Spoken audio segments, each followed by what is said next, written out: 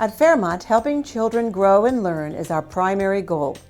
Today we do this in a myriad of ways. Technology and individualized learning combine to offer our students interactive, effective 21st century learning experiences.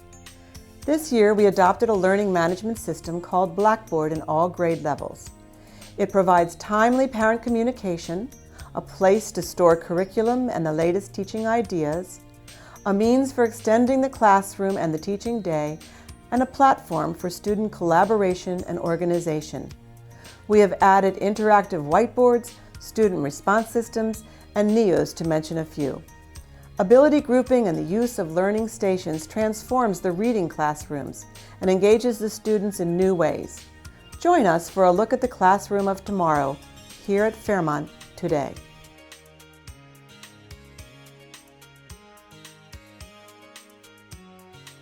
Blackboard has become my main teaching tool.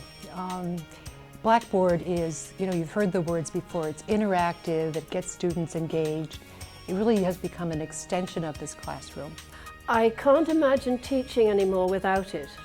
When we first started to use it, I couldn't imagine how we'd be using it, but now I cannot imagine working without Blackboard. It's become a major asset.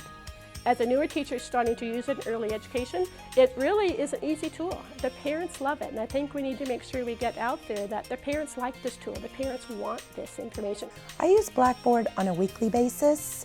I use it as a tool to communicate with my parents. They enjoy the weekly newsletter that I send out. I try to send that out at the end of each week, and it talks about the activities and some of the lessons we've been doing that week. When kids go home to do homework, they're not doing worksheets anymore. They're watching videos, they're describing pictures, they're listening to questions and writing down the answers. It just takes in a whole gamut of things that we really do in our classroom every day.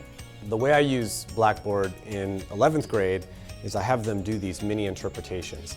And the mini interpretations are their voices from using the literature that we've discussed. They pick passages from the literature and they add that with music, and it creates really their own tapestry of knowledge about what we've read in that particular novel or book.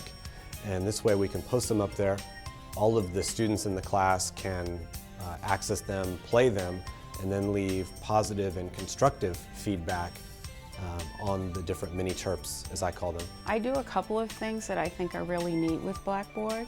One of them is a discussion board that I have for my students for 1 hour the night before a test, where the students can get on and ask me questions about anything that they have still cannot understand for their test the next day. I noticed that those students that ask questions really, get the concept and do well on it on the test the next day, so it's totally worth the 1 hour I spend online.